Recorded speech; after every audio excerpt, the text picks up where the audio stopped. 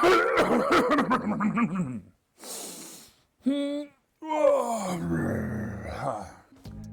everybody out there in YouTube land, welcome to the 5th and final episode of this project, the stop motion animation to make a bumper for my YouTube channel.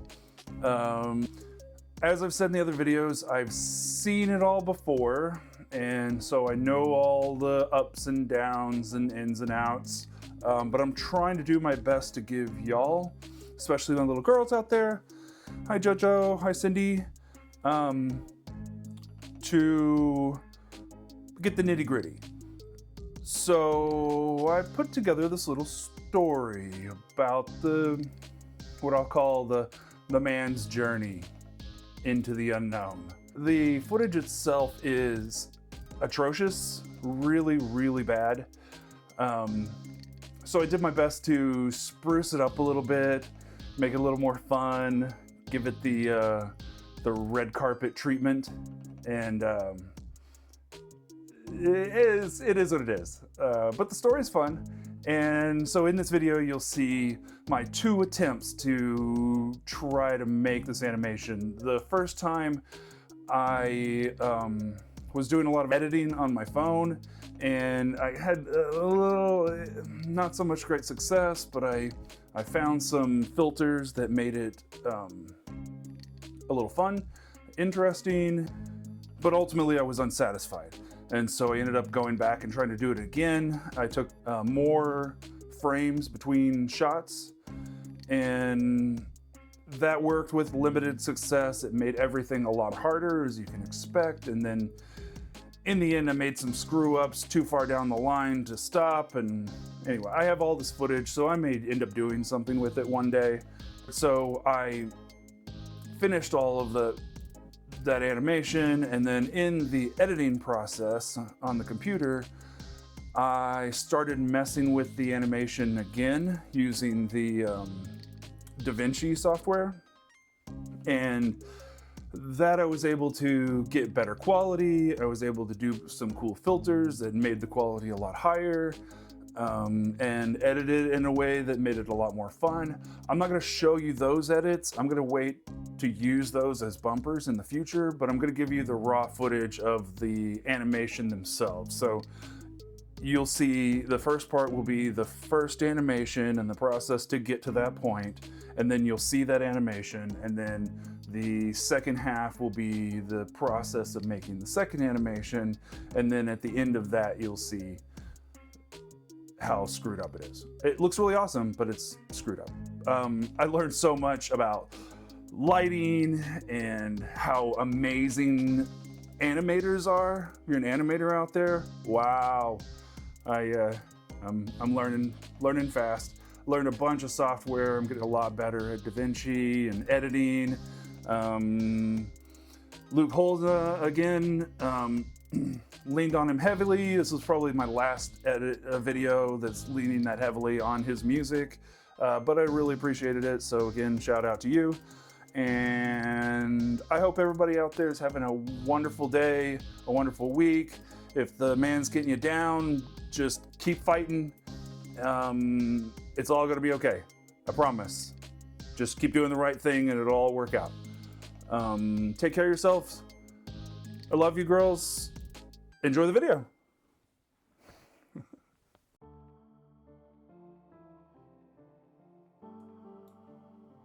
Hey girls, okay, I just wanted to show you a little bit about how this was physically made. I bought this 2x12 at Home Depot. It's a really long, like 12-foot 2x12. And I created this little slider and built the house out of cardboard. You've seen that in the previous videos. And all the other props, including the rabbit and the trees. The goal here is to create a perspective by slowly moving the sled closer and closer to the house, making it look larger and larger. The rabbit stays in the same place as it passes underneath the trees and will eventually slide out of the view of the camera as the rabbit slides slowly forward inch by inch. This is a long process. 1 inch every time. Take a picture, move it forward, take a picture, move it forward. Be sure to remember to move the rabbit so that he looks like he's looking left and right and turning around and facing himself. And then we go all the way up till we get to the front of the house.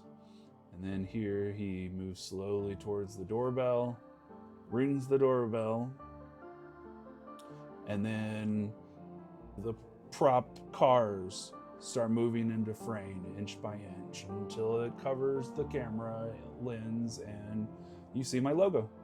And that's how it was all created.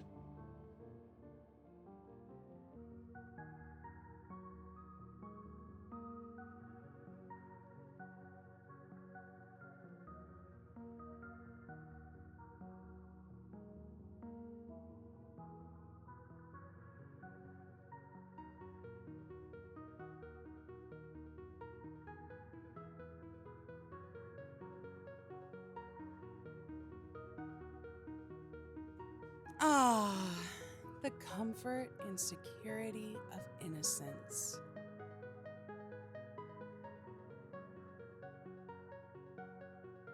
The day-to-day comfort of familiarity, of knowing what's next. In the man's life, it was simple and filled with slow, easy harmony.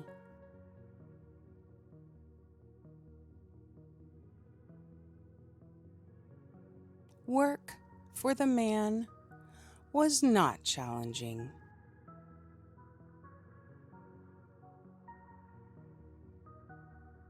And left him with time to look out of the window and dream.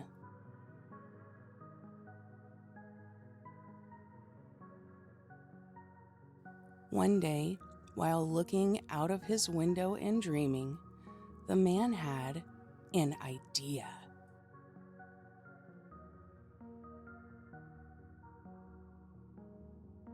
At first, it was a small idea, but over time, it began to grow.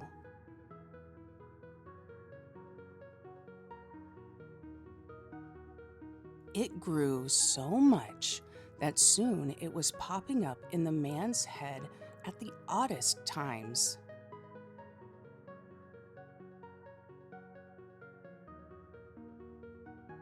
The man works and shops and lives his life, but there it is. This idea.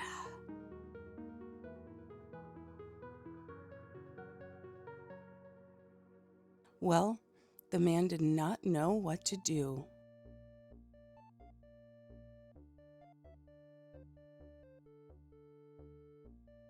He talked to his beautiful wife, but she didn't understand.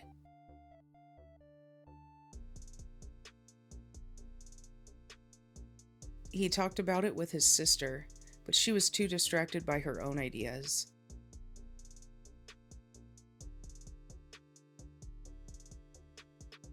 He talked to his little girls, but they just smiled, told him they loved him, and both kissed him on each cheek.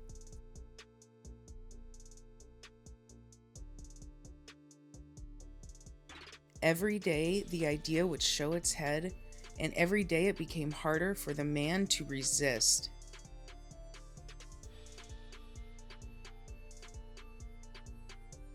It's too much. It'll take too long.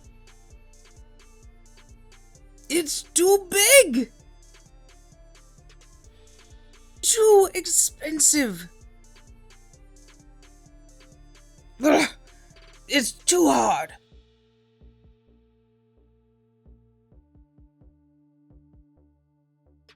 One morning, the man awoke, gathered his tools, and began the work.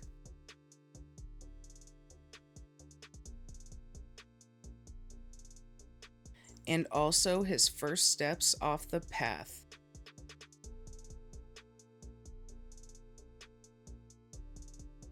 People laughed as the man worked. What's the point? They jeered. What a waste of time, they insisted. But the man knew now. There was no turning back. On, the man toiled deep into the night until one day his work was complete. The man sat back and admired what he had created. It was a good idea. The man loved the idea now, and the man loved himself. But the next step, the final step to the top of the mountain, would be a test. So, the next morning, the man went to his wife. "I will return soon, my love, but I must go," the man said. "Forgive me, but now that this idea has taken hold of me, I will not be able to rest until it exists.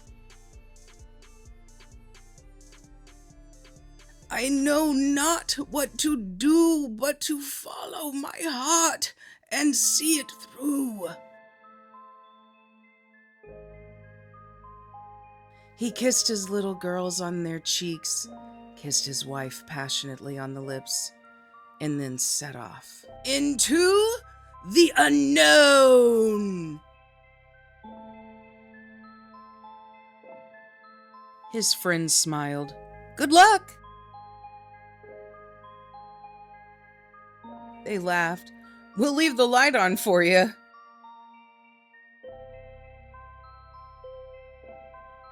But the man knew this had to be done. Too much had been sacrificed. It must exist. The idea is him now. And it wants him to climb the mountain. And so the man does what he is told.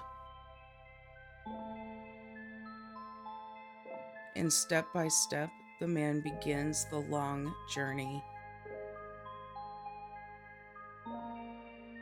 At first, things are pleasant. As he walks, the man sees amazing things. New experiences. He thinks new things and has new ideas. But some of them were dark. Some of them made the air thin and cold. The man looked back at the smooth path stretching out behind him. He had come so far already, and already he could see the path that he had carved into the wild. The man looked back toward the mountain still to climb. It was so high. It looked sharp and foreboding. But the man knew only one thing. He had to keep going. No matter how hard, no matter how high, it was too late to question himself. There was no question. Now there was only the final push for the summit. Inch by inch, the man fought to climb the mountain. For a moment, the man stumbled and almost fell. Only by the strength of his back and hands was he able to right himself. He looks deep inside himself to that place where all good ideas come from, and there he finds the strength to keep going. Avoiding all distraction, the man hoists himself the last millimeters. He thinks about his smart little girls.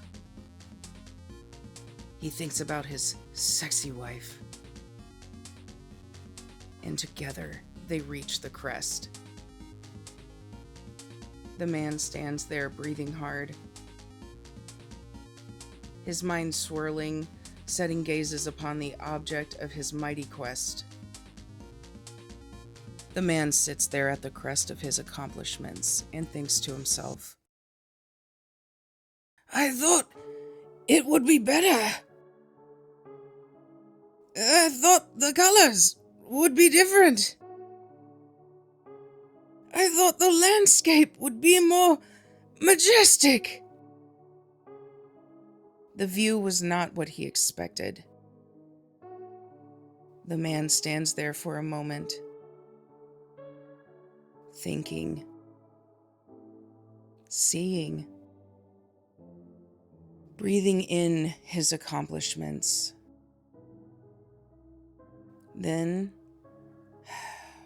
with a sigh, the man turns back towards home. Along the way, he thinks about what he has created.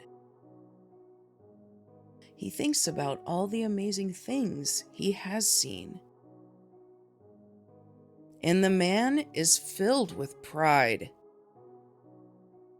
Then he thinks, I bet I can make it better. Smiling, the man turns and gazes back at the mountain fading into the distance and says, Ha ha! Wait there, mountain! I'll be back!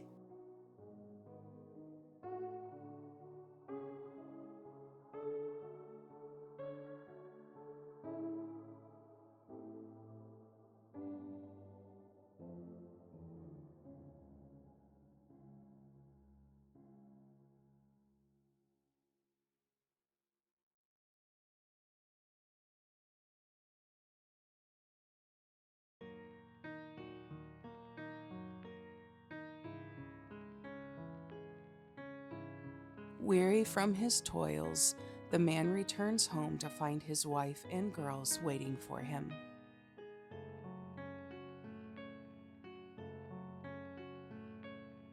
The girls ask, What did you see in your journey?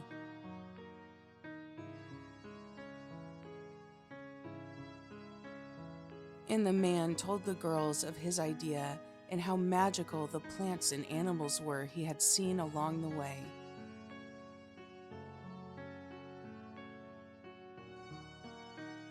His wife asked, Did you think about us when you were gone?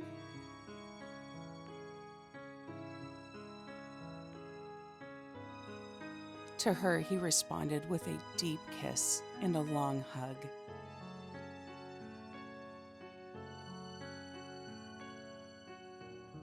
It almost broke me, the man said, but I thought of you and it kept me going.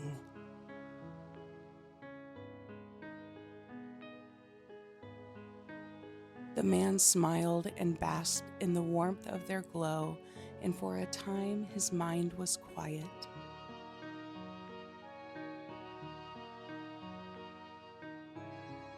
But the idea was always there.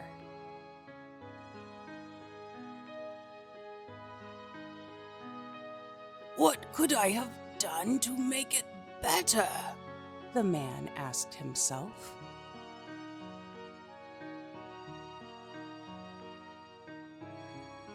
Why don't you try a different approach? The idea would ask.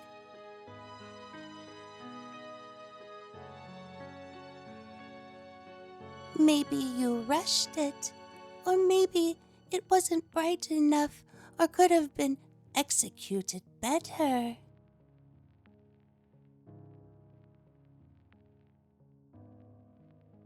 Day and night, the idea danced these thoughts back and forth in the man's mind.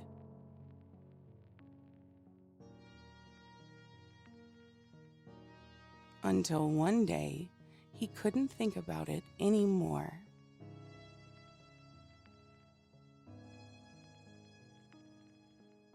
He needed to see. He needed to know. So again, the man gathered what he had made, kissed his little girls, loved on his wife, and set off. Again, into the unknown. This time, the man thought to himself, I think the problem last time was that I was too rushed. This time, I will take my time and enjoy the process. So, the man marched on, taking his time and admiring what he saw. The man saw children playing in a creek, splashing and screaming at each other. He saw a wild pig who honked at the man and scurried away. The man saw the biggest butterfly he had ever seen that landed on his face. Then, at the side of the path, he saw an old beggar. Good morning, said the man. The man strode on, but the beggar asked, Is it? What do you know? The man stopped for a second. Well, I guess it's all in the way you look at it. The man took another step, and the beggar sucked his teeth. Well, now that's clear. Where are you off to, Sonny? The man turned back, a little annoyed. Well, I'm going up to the top of this mountain. Why would you be doing that? Picking a scab on his arm, the beggar asked. What's the point? Well, then the man stopped. I'm not sure. I feel like I needed to see the view from up there. The beggar pulled off his shoe and started chewing on his toenails. You know there ain't nothing to see up there, right? The man looked up at the mountain. Why, have you been up there? The beggar pulled something from his hair and put it into his mouth. Well, no. It was high up there and hard climbing. The beggar stops picking at himself and looks at the man. Besides, if there was something up there to see, there'd be a path. The man thought about this for a second. Maybe people don't go up there because it is hard. The beggar sat there silently for a moment. You know, now that you mention it, I ain't never seen nobody go up that way before. The beggar looked up at the mountain, and the man asked, Why don't you come with me? You can see the view yourself. The beggar looked into the man's eyes. "No, I'm too old and tired for such things. But do me a favor. Come back this way and tell me what you see up there. It sounds like a good idea." The man smiled and shook the beggar's hand. "Of course I will." Then the man stepped off the path and started to climb. At first by steps and then by hand, the man climbed. Inch by inch, the man struggled to the top. Along the way, the man sees things he has never seen and thinks things he has never thought. It is late in the day by the time the man makes it to the summit of the mountain. The man breathes hard and his eyes crest the ridge, and the valley below is spread before him. And it was the same valley as before. But the man sits on a rock and smiles, marveling at the sunset.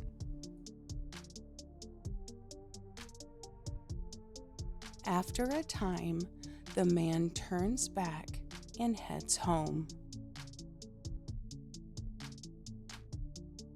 Along the way, the man sees beautiful things. He sees people following his path and making new ones, finding their own mountains to climb. When the man got back, he told the beggar of the excitement, the disappointment, and the wonders he had seen. And the beggar smiled. "Next time, maybe we can try something like this together." "Maybe if we lean on each other, it wouldn't be as hard or scary." They walked for a while together, talking of new ideas and new adventures. Then, as the light grew dim, they parted as friends. And the man traveled alone with his brain full of possibility.